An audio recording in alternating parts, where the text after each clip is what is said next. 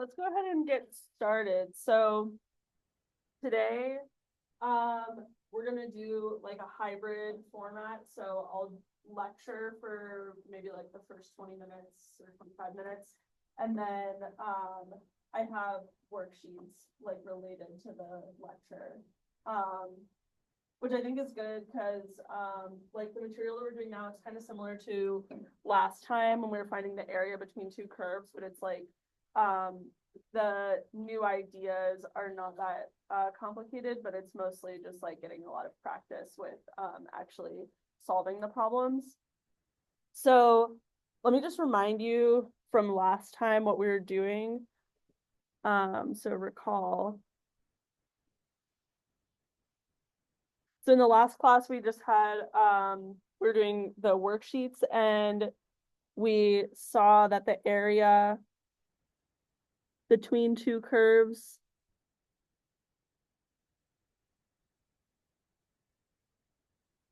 was calculated as follows. So if you had, let's say these are my two curves and we're going from A to B. So I want to calculate the area of this region. Oops, it's a little bit thick, but that's good. So let's say I want to calculate the area of this region. So what we saw is that you can do this by taking the integral from A to B of the top curve minus the bottom with respect to x. So if this is x. So let's say this top one is called f of x and the bottom one is g of x. Then this is the integral from A to B of f of x minus g of x dx.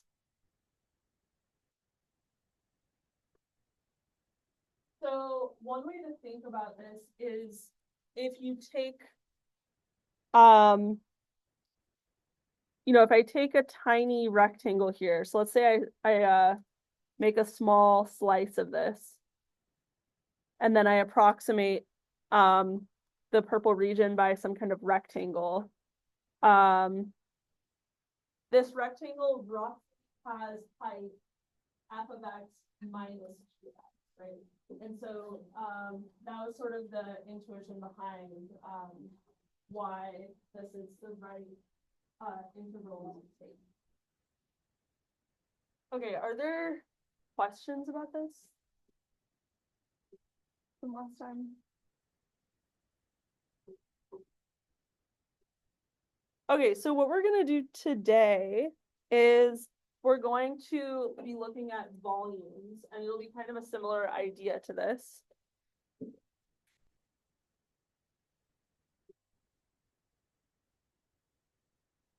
Okay, so let's say you wanted to find the volume of a loaf of bread. So one way that you could do this would be to submerge the loaf of bread in water and see how much water is displaced, but then your bread would be ruined, right? So that is not going to be a strategy that we will take in this class.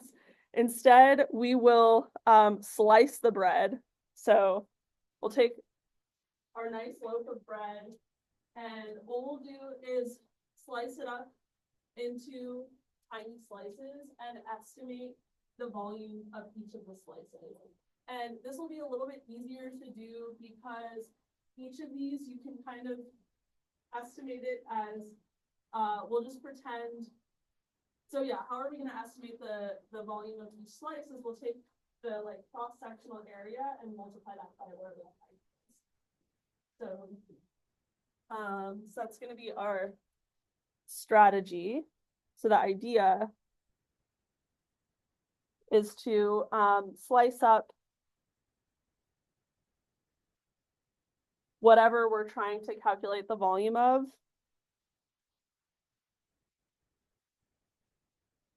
So we'll slice up the shape and then we'll add up the volumes of the slices.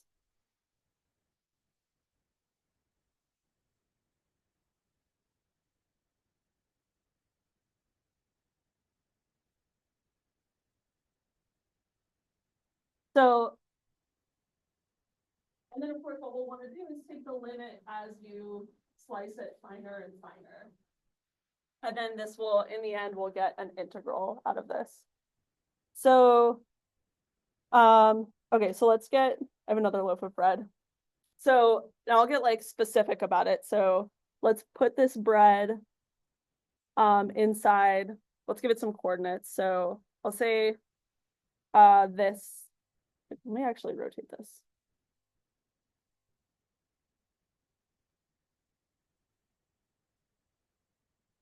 I just want to be slicing like perpendicular to the x-axis. Okay, so this is my x-axis, and then I'm going to be taking slices like this. Okay, is the picture making sense? So what I'm going to do is I'm going to let A of x, so this is going to be the area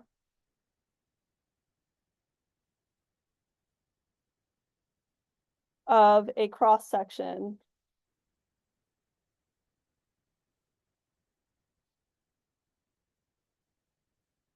whenever I slice at x.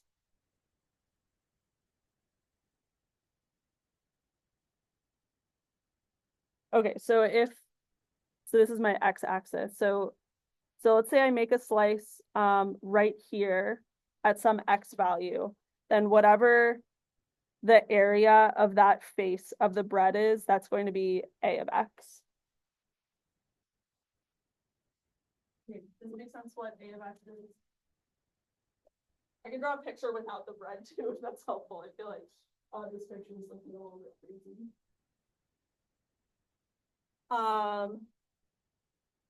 Okay, so then what we're going to do is slice the loaf at points x1, x2, x3, and so on. So I'm going to let x1, x2, x3, and so on up to xn be where the slices are.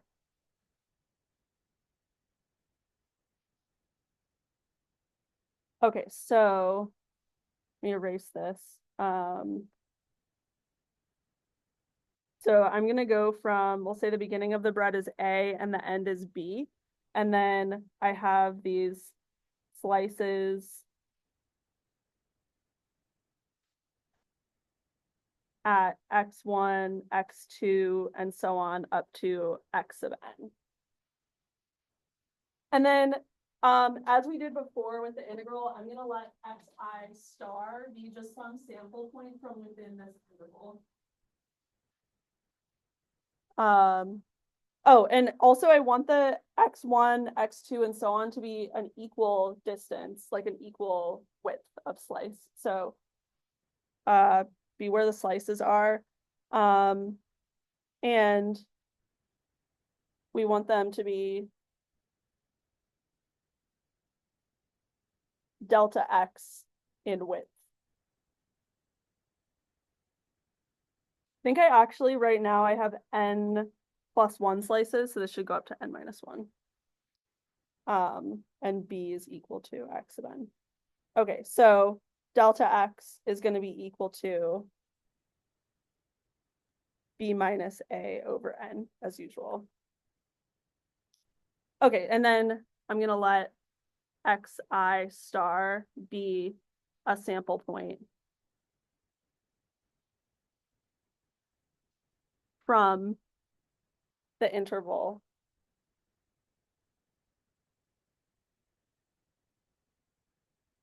from xi minus 1 to xi.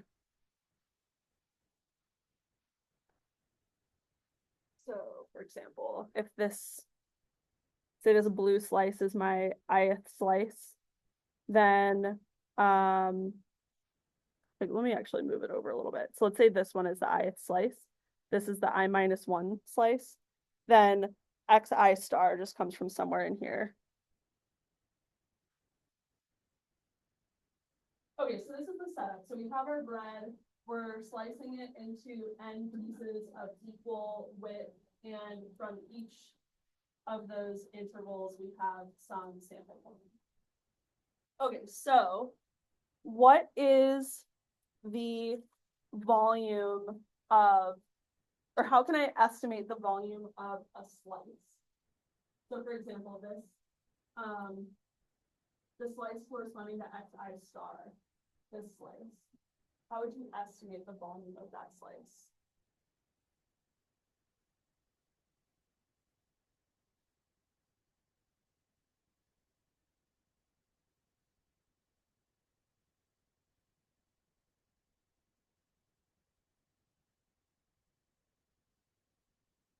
Yeah.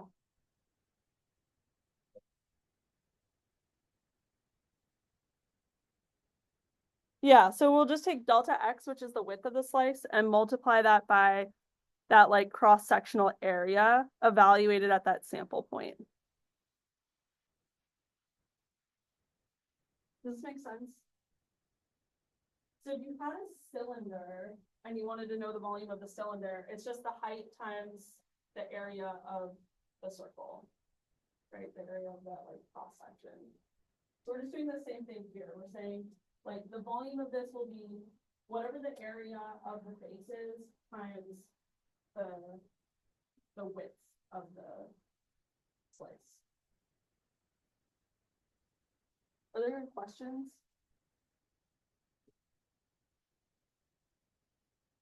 Okay, so if I wanted to add together all of the volumes of the slices to get an estimate for the whole loaf of bread, so I would get the following. So the volume of the bread is approximately, so I'm just going to add up all of the slices. So I'll add from, take the sum as I goes from the first slice to the nth slice of the volume estimate for each slice.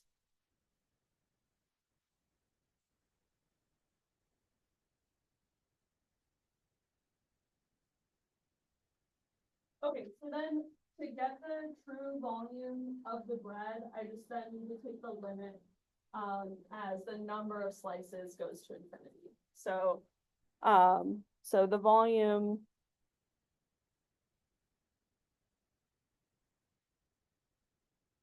is given by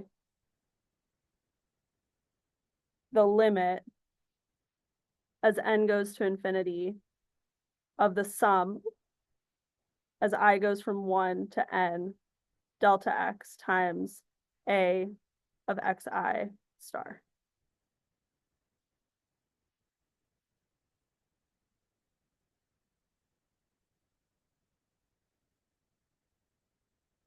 Are we good so far? Any questions? Okay, but what is this thing? It kind of, yeah, it kind of looks like an integral, right? So what is this? This is actually the integral from a to b of that area function, that cross-sectional area. So this gives me the volume of the bread.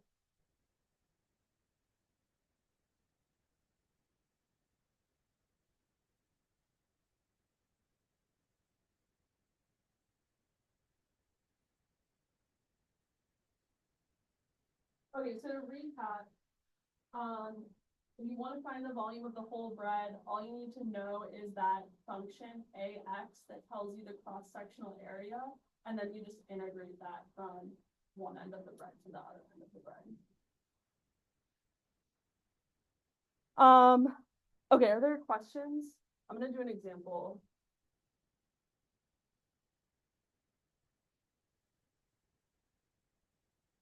Okay, so let's jump into the example.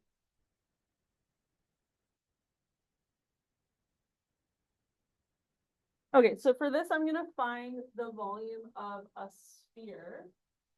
so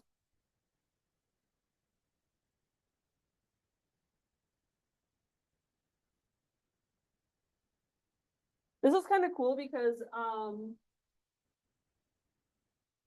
maybe you've used the volume of a sphere before elsewhere in your life, but just had to look up the formula, but now we'll actually be able to derive it. So let's say the sphere has radius r.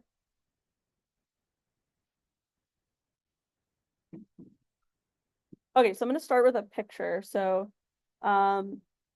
this will be my x, and then y goes back that way, and then z goes up.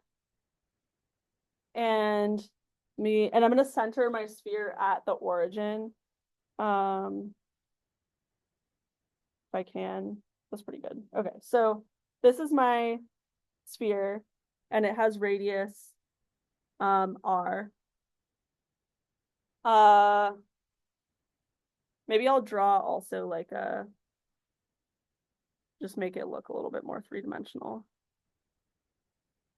Like that. Okay. Okay, does the picture make sense?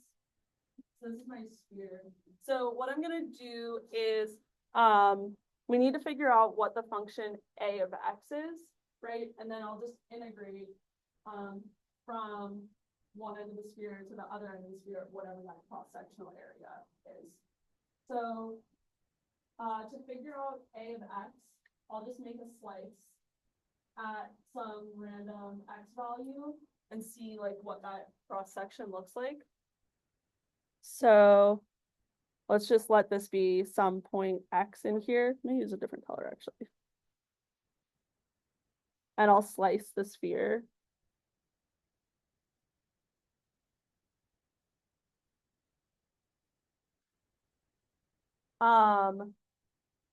Okay, so that slice, do we believe that that's going to look like a circle? I slice that. So we need to figure out what the area of this like pink disc is. I'll shade it in too.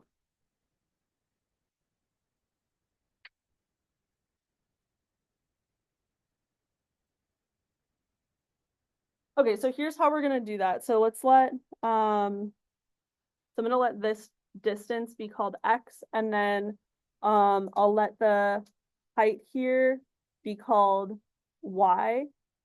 Oh, maybe I shouldn't do that. I'll let it be because it's just not the way the coordinates are going. So let's let this be z. Okay, so let's look at this line going from the center of the sphere to this point. So what is the length of that line going from the origin to some point on the surface of the sphere?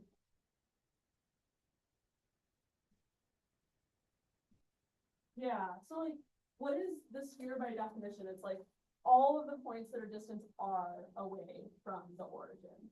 So if I pick a point on the sphere, then it is going to be distance r from this point. So the length of this green guy is r.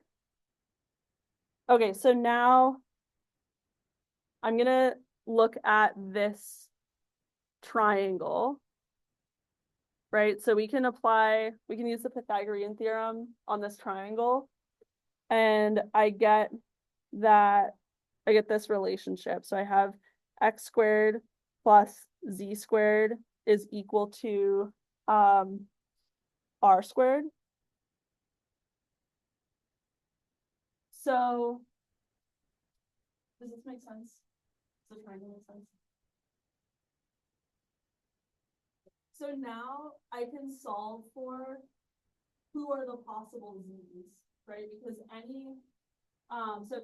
so just like big picture going back, if I make the slice, then any point on the surface of the sphere where that slice is going to satisfy this equation. So if I solve this for z, then I know like who are all of the possible z's.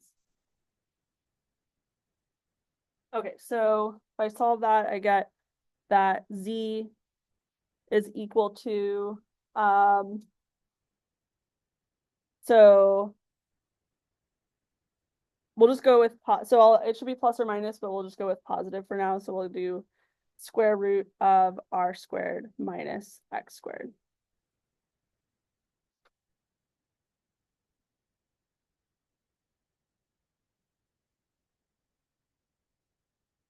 So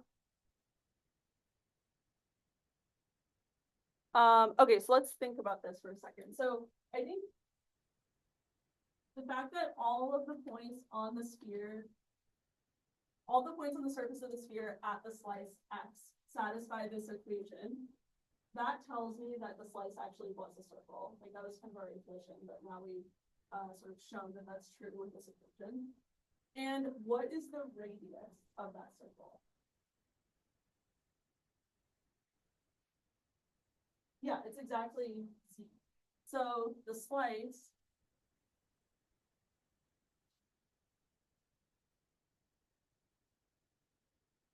is a circle with radius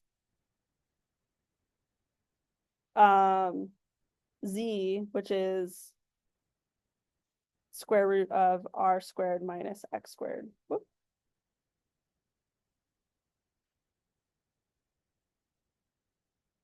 Pause for a second. Are we happy so far?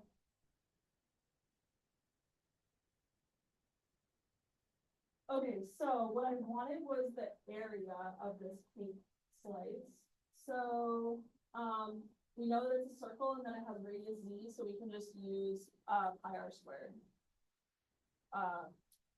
Which in this case, our radius is z. So our a of x is equal to pi z squared, which is pi r squared minus x squared.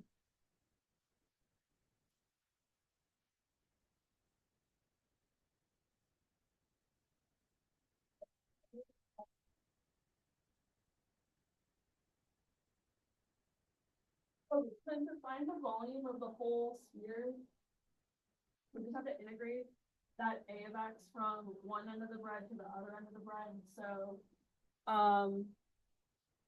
what are the two ends of the bread? So we know that it has radius r. So like this point will be at x equals r. And this point will be at x equals minus r. Okay, so then our volume is the integral from minus r to r of the area function, which is pi r squared minus x squared dx.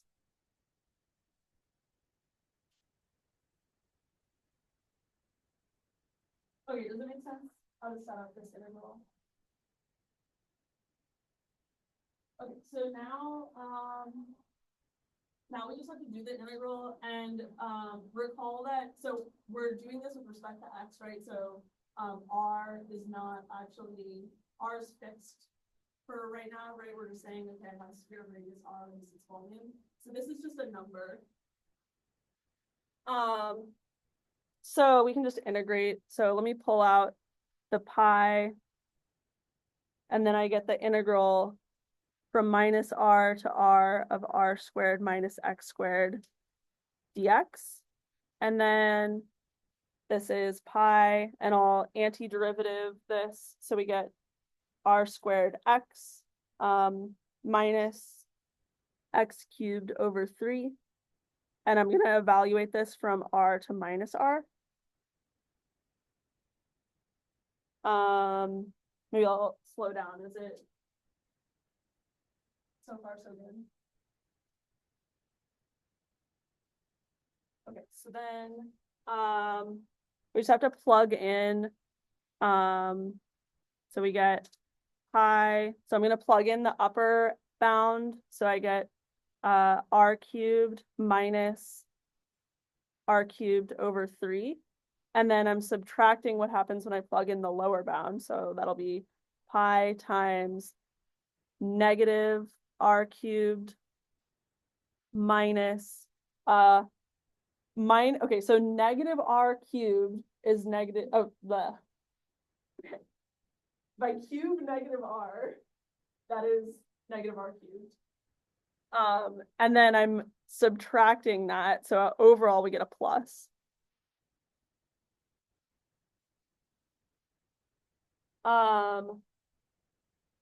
Okay, so in total, okay, so simplifying this, we're actually, let me just rewrite this. So we have pi r cubed minus r cubed over 3 plus, and then I'll flip the things inside of the parentheses. So we actually have two of these terms. So we have 2 pi times whatever this is, which is 2 r cubed over 3.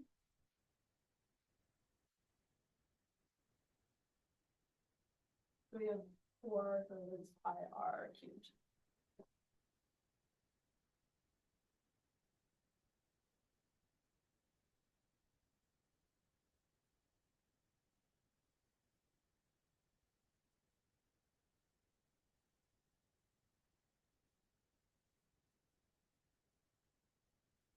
Questions?